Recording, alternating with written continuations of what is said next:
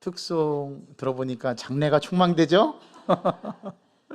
네, 오늘 예배인도도 너무 잘해주시고 기도도 너무너무 감사합니다. 하나님께서 우리의 기도와 또 우리의 예배를 하나님께서 기뻐 받으시는 줄을 믿습니다.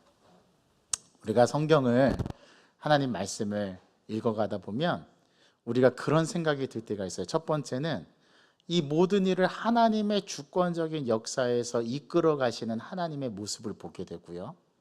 또 어떤 때는 하나님께서 가만히 계시고 인간이 막 애써서 노력해서 무언가를 이루어 가는 것을 또 하나님이 허용하시는 것을 보게 됩니다.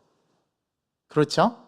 예를 들자면 우리가 수요 예배 때에 함께 말씀을 읽었던 것처럼 하나님께서 자손을 주시겠다고 약속을 하시고 아브라함을 부르셔서 그 약속을 이루어 가시는 과정 중에서 또 아브라함과 사레는 자기들만의 계획으로 후사를 이어가려고 열심히 노력하는데 또 그것을 또 하나님께서 어떻게 하십니까? 허용하십니다. 그렇지 않습니까? 그래서 성경을 가만히 읽다 보면 하나님의 주권과 인간의 책임에 대한 그러한 것들을 우리가 가끔 생각을 해보게 됩니다. 그래서 여러분들 그런 딜레마가 있죠. 이걸 내가 열심히 막 해서 이루어야 되는 것인가? 아니면 가만히 있어도 그냥 하나님께서 해주실 것인가?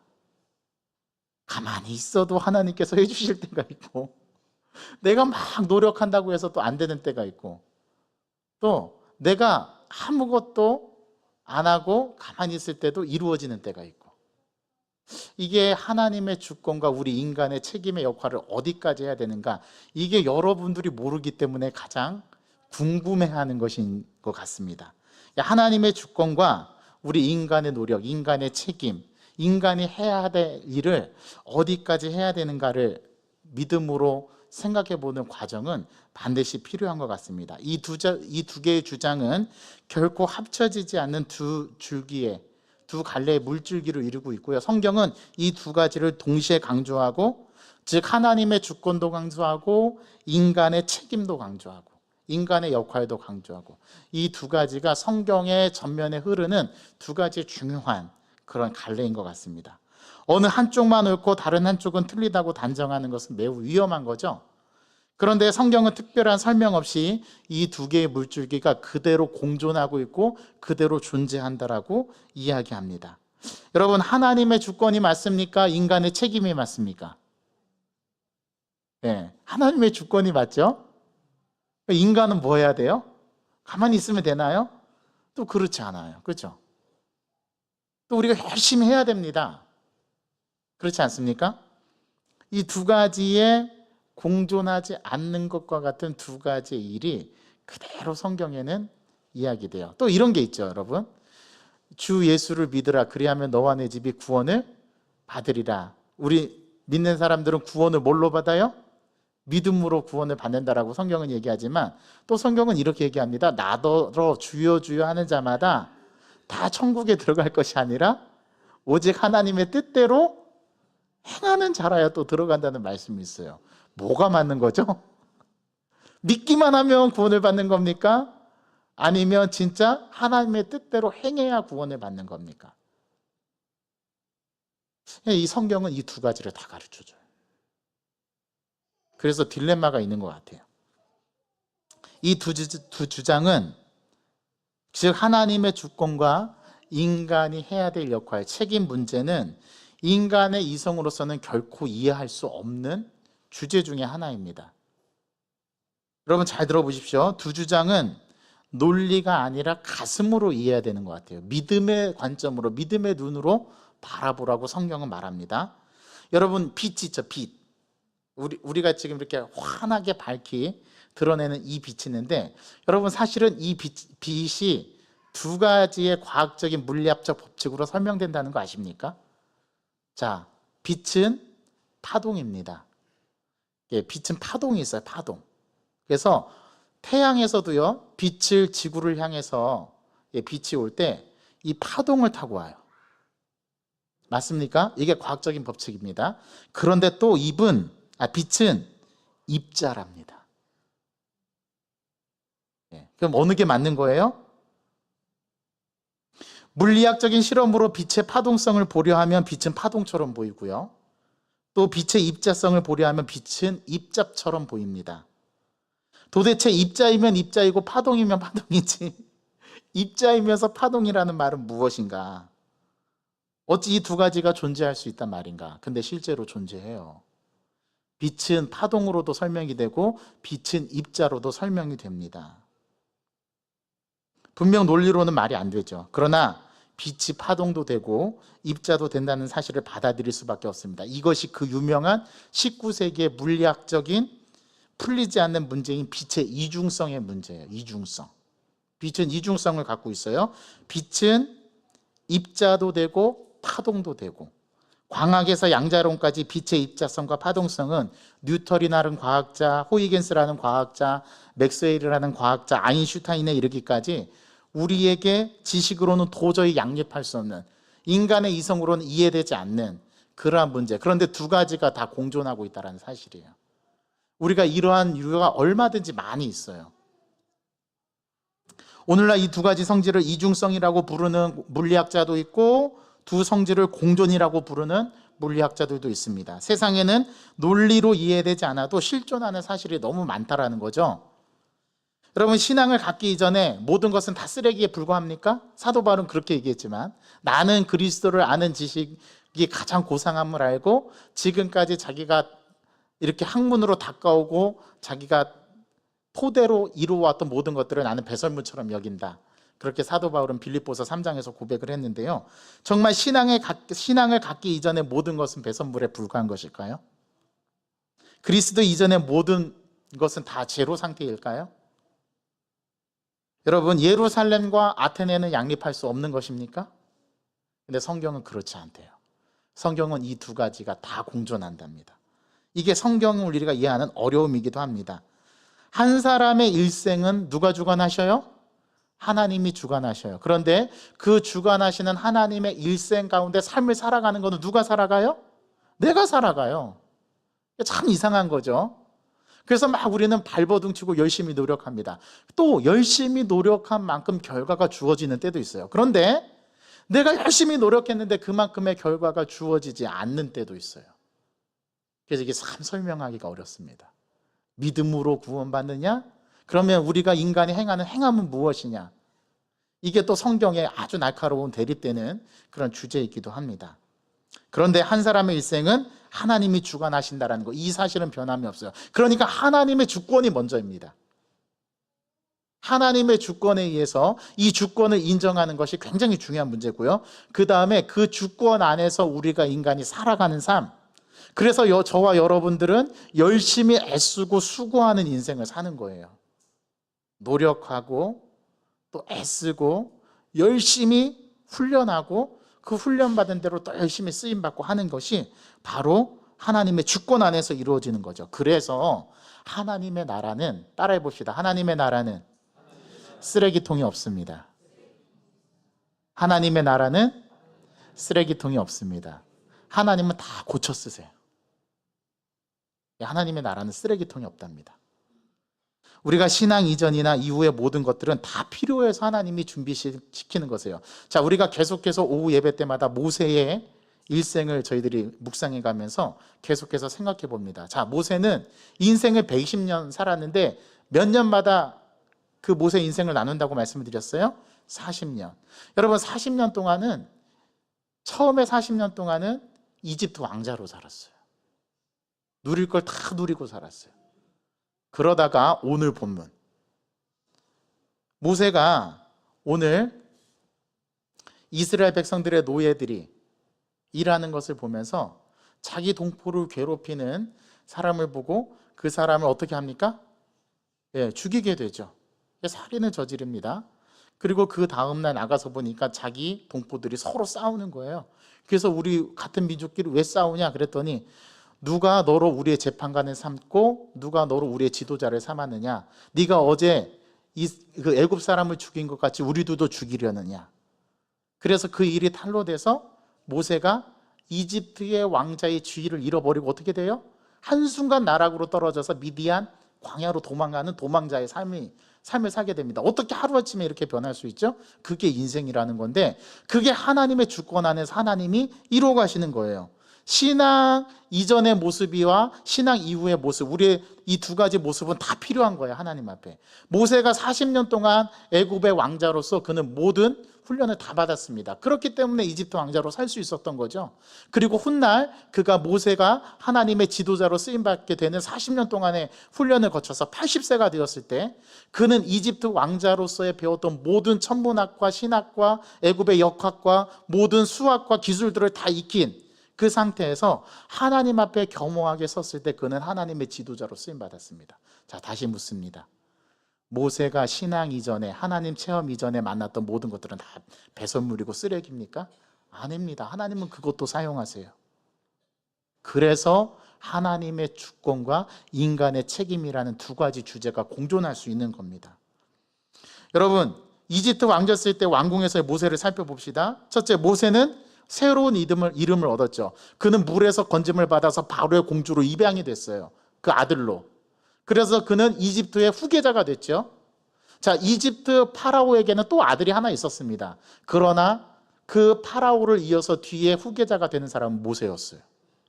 그는 자기의 인생을 결정지어지는 그 앞이 인생이 탄탄대로에 있었던 사람입니다.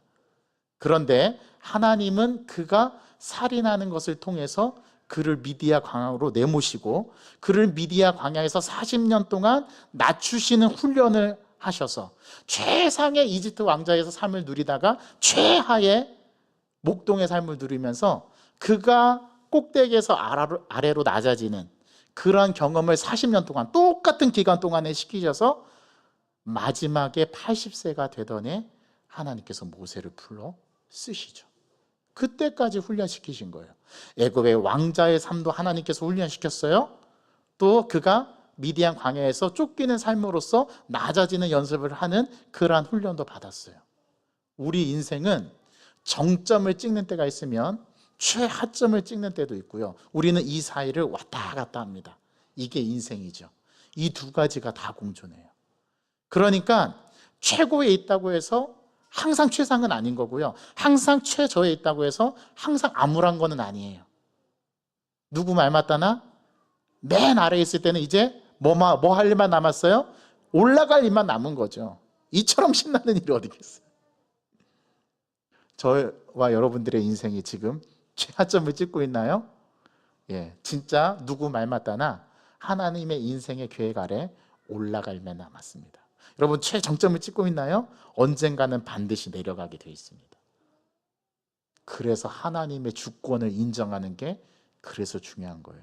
우리 자라나는 다음 세대, 우리 중등부 학생들, 고등부 학생들, 자신의 비전을 쫓아서 열심히 공부하고 애쓰고 수고하며 인생을 사는데, 그거보다 더 중요한 게 한 가지가 있답니다. 그게 뭐냐면 하나님이 여러분들의 인생을 주관해 가신다라는 거예요. 이걸 인정하는 게 굉장히 중요합니다. 여러분, 지금 힘든 일을 겪고 있나요? 힘든 일을 겪을 시기인 거예요. 그거를 다 인내하고 참아내고 가다 보면은요, 자기가 믿음에 있어서 얼마만큼 성장해 있는가를 나중에 깨닫게 돼요. 그것을 지금의 과정에서 이루어가야 하는 때인 겁니다. 둘째, 모세는 왕궁에서 교육을 받았죠. 왕궁에서 규례를 따라 왕자 교육을 받았습니다. 최고의 인생 학문을 배운 거예요. 애굽의 학교에서 교육을 받았어요. 애굽의 파라오의 신전은 고대의 옥스퍼드입니다. 오늘날로 말하면 서울대학교예요. 지성과 영성과 감성이 묻어나는 그런 배움의 터였던 거예요. 그가 파라오의 신전에서 최고의 교육, 수학교육, 신학교육, 그 다음에 역사교육, 건축교육, 모든 교육을 왕자로서 다 받았어요. 그래서 파라오의 후계자로서 애굽 사람들을 거느릴 수 있는 통성교육을 지녔던 인물이 바로 모세였던 것입니다. 한마디로 그는 애굽의 모든 지식을 다 배웠습니다. 또 애굽의 말과 행사가 능하게 됐죠. 그는 애굽 말도 잘했고 히브리 말도 잘했어요. 두 가지의 언어를 자유자재로 했어요. 그게 모세였어요. 자, 이게 양립이 됩니까? 아니요. 후에는 이스라엘 백성들을 애굽에서 건져내는데 귀한 도구로 사용받습니다. 또 히브리 사람들의 민족의 정서와 그들을 하나로 이끄는 지도력을 발휘할 수 있는 히브리어를 배웠던 게 또는 그에게 있어서 이 히브리 민족을 이끄는 지도자로서 쓰임받게 된 거죠. 하나님께서 여러분들을 경험시키게 하고 여러분들을 경험하게 하는 사건들, 여러분들 일생에서 겪는 것들을 어떻게 사용할지 모르는 거예요. 그렇기 때문에 이 과정을 충실하게 감정과 모든 것을 다해서 겪어가야 하는 거예요. 여러분, 우리는 배운 만큼 성숙한다고 하지 않습니까? 아픈 만큼 성숙한다고 하지 않습니까? 많이 아파본 사람이 아픈 마음에 마음을 더 잘하는 거죠. 그만큼 또 성숙하게 돼요. 그러면 이런 교육이 절대 쓸데없는 것인가? 아닙니다. 하나님의 손에 붙들리려면 이 모든 것들이 다 쓰임받게 되는 것이죠. 이런 일련의 교육이 하나님의 손에 쓰임받았습니다. 저는 남손교회가 그렇게 쓰임받기를 간절히 소망합니다. 구약의 기본 체계는 모세오경이죠. 모세오경을 누가 기록했습니까? 모세가 기록했습니다. 하나님은 모세의 지성과 모세의 논리를 사용하셔서 모세오경을 기록하게 했고, 그것을 후대의 성경으로 읽는 저와 여러분을 위해서 하나님은 모세를 그렇게 사용하셨어요. 혹시 압니까? 여기에 앉아있는 우리 자라나는 다음 세대들이 하나님께 그렇게 쓰임받을 줄, 수아가 그렇게 쓰임받을 줄 누가 알겠어요? 하나님은 그렇게 사용해 줄 줄 어떻게 알겠어요? 아유, 목사님, 저는요 아직 그럴 만한 자질이 안 되고 그럴 만한 충분한 그런 실력도 없고요. 그거는 자기 생각이고요. 하나님이 붙들어서 사용하신다면 이렇게 사용하신다니까요. 우리 다음 세대 아이들을 하나님께서 어떻게 사용하실지 모릅니다. 저는 막 기대가 돼요. 근데 오늘 남성교를 보니까 장래가 충만됩니다. 여러분, 제가 이런 표현 드려서 남성교회 분들 저게 무슨 말씀인가 하실지 모르겠지만, 오늘 남성교회 우리 회원들이 나와서 찬양하는 모습을 보니까 하나님이 정말 흐뭇해 하실 것 같아요. 하나님께 쓰임받는 우리 남성교회, 하나님께서 쓰실 줄을 믿습니다. 그리고 하나님께서 우리 귀한 일꾼들을 통해서 하나님의 역사를 저는 이루어갈 줄 믿어요. 여러분, 16세기 종교개혁 시대의 칼빈과 루터는 모두 법학을 공부했던 사람들입니다. 그런데 하나님께서 왜 이들에게 법학을 공부하게 하셨을까요? 하나님은 그들의 논리를 사용하시고, 그러므로 우리는 이런 기도를 드려야 됩니다. 저와 여러분들은 어떤 기도를 드려야 되냐면, 우리의 배움 가운데 하나님의 임재가 있게 하여 주옵소서. 하나님, 제가 지금 훈련받고 있는 이 훈련을 통해서 하나님의 임재를 경험하게 하여 주옵소서. 그게 우리의 기도가 되어야 돼요. 이게 칼빈과 루터와 쯔빙글리가 종교개혁 시대에 하나님께 쓰임받을 수 있었던 유일한 이유였습니다. 특별히 칼빈 같은 경우는 참 험난한 세월을 살았어요. 자기 부인도 죽고, 제네바에서 스위스 종교개혁을 일으킬 때 거기에서 2번이나 쫓겨납니다. 그 도시국가에서. 그런데 마침내 제네바의 스승 이 칼빈을 다시 모셔가죠. 스위스에서, 제네바에서. 그래서 마침내 종교개혁을 이루어냅니다. 그 종교개혁이 프랑스 파리를 중심으로 해서 독일, 오스트리아, 이탈리아까지 넘어가는 이 전 세계 유럽의 종교개혁이 일어났던 시기가 바로 16세기 종교개혁이었던 거예요. 누구를 사용하셨어요? 법학을 공부한 칼빈과 루터를 사용하셨습니다. 그들은 예리하고 분석적이고, 그래서 카톨릭 교회에 지금까지 해왔던 캐톨릭 교회의 문제점을 지적하게 하고, 루터 같은 경우는 95개조의 방방문을 비텐베르크 성당 정문에 붙이면서 지금 캐톨릭 교회가 잘못 가고 있습니다. 그거를 과감하게 주장할 수 있었던 거죠. 그러면 이전과는 전혀 다른 그런 차원을 맛보게 되는 역사를 경험하게 됐던 겁니다. 우리 모두는 다 그런 인생이 되어야 하고, 특별히 우리 영광교회 남성교회 회원분들은 이렇게 하나님 앞에 쓰임받는 남성교회 회원들이 될 수 있도록 기도해야 됩니다. 어떻게 해요? 우리의 배움 가운데 하나님의 임재가 있게 하여 주옵소서. 우리 자라나는 다음 세대, 우리 중등부 고등부 학생들, 내가 배우는 이 학업의 과정 속에서 하나님의 임재를 경험하게 되게 하여 주옵소서. 하나님을 만나야 돼요. 우리 다음 세대가 하나님을 인격적으로 만나야 하나님의 영광을 이루어가는 삶을 살아낼 수 있습니다. 인간의 계획으로만 보면 우리는 부흥이 오지 않아요. 부흥은 누가 주십니까? 하나님이 주십니다. 우리가 막 열심히 전도한다고 해서 100명, 20명, 200명, 300명 전도가 되나요? 아니요. 1명 영혼 구하기도 어려워요. 그런데 전도 안 해도 하나님은 막 보내주세요. 하나님은 부흥을 주시는 분은 우리 하나님이십니다. 우리 인간의 노력으로 부흥을 이뤄내는 게 아니에요. 여러분, 19세기에 유명한 영적 대각성을 이룬 미국의 조나단 에드워즈와 영국의 찰스 핀이라는 인물이 있습니다. 1차 대각성 운동을 보면 하나님은 철저하게 조나단 에드워즈의 부흥을 하나님께서 이루어 가셨어요. 조나단 에드워즈가 한 건 별로 없어요. 모든 역사를 다 하나님이 이루어 가셨어요. 에드워즈를 사용하셔서 그를 미국의 대각성 운동을 이끌게 하셨지만 모든 주도권을 누가 가지고 가셨냐면 하나님이 가지고 가셨어요. 그래서 미국 전역에 부흥의 물결이 일어나게 됐죠. 이게 전 세계로 다 퍼져갑니다. 이게 조나단 에드워즈의 부흥이었습니다. 그래서 하나님께서 함께 하시지 않으면 부흥을 이룰 수 없구나. 조나단 에드워즈를 보면서 모든 나라가 다 그렇게 고백했어요. 부흥은 하나님이 주시는구나. 그런데 19세기 중반에 있었던 찰스 피니의 2차 대각성 운동은 철저하게 방법론에 의해서 진행된 대각성 운동이었습니다. 하나님의 은혜로 부흥을 이루었지만 방법론을 강구하고 기도할 때에 그 위에 하나님께서 기름을 부어주셨다는 거죠. 19세기에 찰스 피니를 통해 엄청난 성령의 바람이 영국으로 불게 됐어요. 이게 제2차 대각성 운동이죠. 자, 그러면 묻습니다. 하나님의 주권만을 의지한 조나단 에드워즈가 오릅니까? 아니면 방법론을 철저하게 구사했던 찰스 피니가 오른 겁니까? 이 두 가지는 대립적인 개념이 아니라 중요한 것은 하나님이 조나단 에드워즈도 사용하셨고 찰스 피니도 사용하셨다라는 거예요. 조나단 에드워즈는 철저하게 하나님께 맡기는 그러한 주도적인 역할을 하나님께 드리는 영적 대각성 운동을 이끌었고, 찰스 피니는 철저하게 인간적인 방법론을 동원해서 대각성 운동을 일으켰습니다. 둘 다 옳은 거죠. 하나님은 한 가지 방법으로만 일하시는 분이 아니셨던 거예요. 하나님은 다양한 방법으로 일하십니다. 하나님은 우리 남성교회를 통해서도 일하시지만 우리 또 여성교회를 통해서도 일하시고, 또 하나님은 우리 여성교회를 통해서 일하시기도 하지만 또 남성교회를 통해서 일하시기도 하시는 분이죠.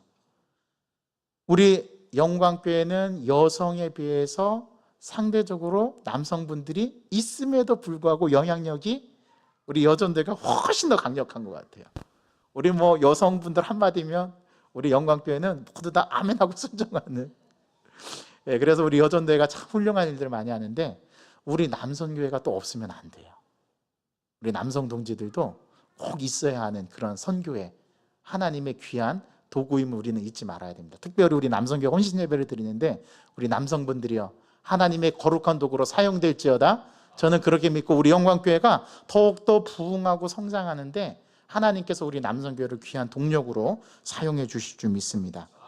하나님은 우리 영광교회가 남성교회가 하나님이 기대하는 99%보다 1%가 더 중요하다고 말씀하십니다. 우리 남성교회 1%를 통해서 하나님은 역사하실 수 있는 그런 분이세요. 그래서 저는 오늘 설교의 제목을 1%의 소망이라고 잡아봤습니다. 우리 남성교회 한 분이 계셔도 하나님은 그분을 통해서 역사하실 수 있는 분이십니다. 우리 하나님은 여성교회 100명을 통해서도 역사하지만 우리 김문욱 장로님 1인을 통해서도 역사하실 수 있는 분이고, 우리 김성현 권사님 1인을 통해서도 역사하실 수 있는 분이고, 우리 이신혜 권사님 1인을 통해서도 역사하실 수 있는 분입니다. 이분임을 믿습니까? 그 하나님을 믿습니까? 그래서 1%의 소망이 있는 거예요. 1%의 가능성만이라도 있다면 포기하지 말아야 합니다. 저는 남선교회가 이 자리를 꽉 메꿀 수 있는 날이, 저는 영광교회에 하나님께서 은혜 주시고 반드시 그런 부흥의 날을 주실 줄 믿습니다. 우리 교회가 이 비전을 품어야 돼요. 그리고 다음 세대를 키워야 해요. 우리 수아를 키우고 또 우리 지혜를 키워야 합니다.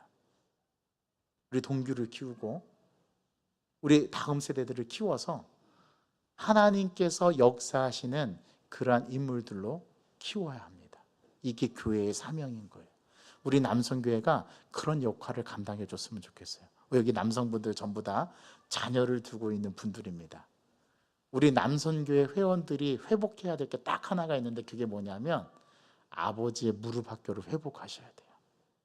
요즘에 자녀들을 훈계하고 자녀들 우쭈쭈쭈쭈 하는 거는 너무 잘하시는데 우리 자녀들을 정말 올바른 길로 인도하기 위해서 우리 자녀들에게 마음을 다해서 영적으로 지도하고 따끔하게 훈계하는 훈계가 사라졌어요. 기준을 잃어버린 거죠. 여러분 잘 생각해 보세요. 여러분도 어떻게 자라셨습니까? 옛날에 할아버지 할머니가 다 무릎에 앉아놓고, 구연아, 예전에 노아 할아버지가 있었단다. 노아 할아버지 살던 시대는 너무너무 험난한 시대였어. 사람들이 다 죄를 짓고, 그런데 노아 할아버지 한 분만 하나님의 시선을 맞추면서 그렇게 하나님의 말씀에 순종했다. 이런 이야기를 들려주는 루트가 사라졌어요. 저는 여기서 신앙의 전수가 끊어졌다라고 봅니다. 근데 이거를 회복해야 돼요. 우리 이현희 권사님 수아를 딱 무릎에 앉혀놓고 가르쳐 주시기 바랍니다. 이신영 권사님 우리 지혜를 딱 무릎에 앉혀놓고, 아이고 무릎이야 하지 마시고, 그렇게 우리 다음 세대들에게 아버지의 무릎 학교, 어머니의 무릎 학교가 다시 회복이 되어져야 돼요. 남성교회 첫 사명은 이겁니다. 우리 자녀들에게 신앙을 전수해 주는 거. 그러려면 어떻게 살아야 되겠어요? 우리 남성교회 회원들이 믿음 생활을 잘 하셔야 돼요. 모델이 돼 주셔야 돼요. 그리고 이 모델은 우리 자녀들뿐만 아니라 우리 교회 안에서도 모델이 됩니다. 우리 참 남성교회 분들 참 훌륭하신 분들 많아요. 지금도 김문욱 장로님은 작년까지 교사를 하시고, 올해도 황창열 집사님하고 운전을 하시고, 이렇게 또 주일에 다 양복을 입고 아이들에게 모범적인 모델로, 참 좋은 모델이지 않습니까? 저는 기독교 교육은 보여주는 거라고 생각해요. 아브라함도 이삭에게 뭘 보여줬냐면, 이삭, 내가 너를 정말 내 독자 하나밖에 없는 독자, 내가 너를 사랑하지만 내가 너보다 더 사랑하는 존재가 있다? 미안하지만 그분은 하나님이셔. 이걸 정확하게 보여줬던 게 아브라함입니다. 우리 남성교회 회원들이요, 그 믿음을 보여주실 수 있는 우리 남성교회 회원들 되시기를 간절히 소망합니다. 여러분, 하나님이 부흥을 주실 겁니다. 누구를 통해서 부흥을 주십니까? 저와 여러분을 통해서 부흥을 주실 겁니다. 또 누구를 통해서 부흥을 주십니까? 우리 남성교회를 통해서 부흥을 주실 겁니다. 이 비전을 함께 품고 가는 우리 남성교회 회원들 다 되시기를 주님의 이름으로 소망합니다. 여러분, 물론 이게 쉽진 않죠. 오늘 모세 보십시오. 모세는 이 대가를 톡톡하게 치렀어요. 몇 년 동안 치렀습니까? 40년 동안 치렀습니다. 그리고 그의 인생 3분의 2가 지나갔을 때 하나님 앞에 붙들림 바 돼요. 모르겠어요. 하나님이 저를 진짜 어떻게 붙드셔서 하나님께서 사용해 주실지. 물론 지금도 붙들려서 사용하고 있죠. 사용함을 받고 있는데, 하나님께서 붙들어 주셔서 모세와 같이 우리 인생에 하나님이 우리 인생을 꽉 붙드셔서 역사하시는 그 인생은 10대여도 좋고 20대여도 좋고 30대여도 좋고 40대여도 좋고 60대여도 좋지만, 하나님께서 우리 영광교회 모든 성도들을 확 붙잡으셔서 하나님의 영광의 삶을 살 수 있도록 우리들을 힘주시고 능력 주시는 그 하나님이 되시기를 저는 간절히 소망합니다. 저는 그거를 기도해요. 우리 한 분 한 분 위해서 기도할 때, 특별히 이제 오늘은 제가 남성교회 헌신 예배니까 한 주 동안에는 남성교회 헌신 예배를 위해서 기도하면서 준비하면서, 이 말씀 준비하면서 우리 남성교회 한 사람 한 사람 이름을 불러가며 기도했어요. 우리 김한태 장로님부터 해가지고 우리 김정식 안수 집사님, 또 우리 집사님에 이르기까지 모든 남성들을 위해서 제가 일주일 동안 기도했는데, 기도할 때마다 하나님이 저에게 많은 은혜를 주셨어요. 그리고 다시금 힘과 용기를 주시고, 또 하나님께서 그렇게 역사하실 것을 저는 굳게 믿으면서 오늘 우리 남성교회 회원들에게 도전합니다. 여러분, 하나님의 능력에 붙들려서 일평생 사는 거 딱 한 번 살 수 있는 인생이라면, 그렇게 하나님 앞에 붙들림 받은 인생을 사시는 저와 여러분 되기를 바라고, 우리 남성교회 회원들 되시기를 주님의 이름으로 간절히 축복합니다. 하나님, 오늘 모세를 통해서 우리 남성교회에 향하신 하나님의 뜻, 1%의 소망, 1%의 가능성만 있어도 하나님께서는 역사하시고 우리들을 그렇게 빚어가시면서 하나님의 역사를 이루어 가시는 분임을 고백합니다. 하나님, 우리는 이걸 믿습니다. 하나님, 우리를 주님의 도구로 사용하여 주옵소서. 특별히 우리 영광교회 남성교회 회원들 한 사람 한 사람을 하나님께서 축복하시고 하나님께서 붙들어 주셔서 하나님의 귀한 선한 도구로 사용하여 주시되, 하나님의 역사와 능력을 보여주시옵시고, 우리 남성교회가 똘똘 뭉쳐서 하나님의 큰 일들을 이루어내는 믿음의 동역자들 다 되게 도와주시옵시고, 하나님의 사람들 되게 주님께서 인도하여 주옵소서. 예수 그리스도의 이름으로 감사하며 기도하옵나이다. 아멘. 우리 주신 말씀을 생각하면서 나 무엇과도 주님을 바꾸지 않으리, 이 찬양 하나님 앞에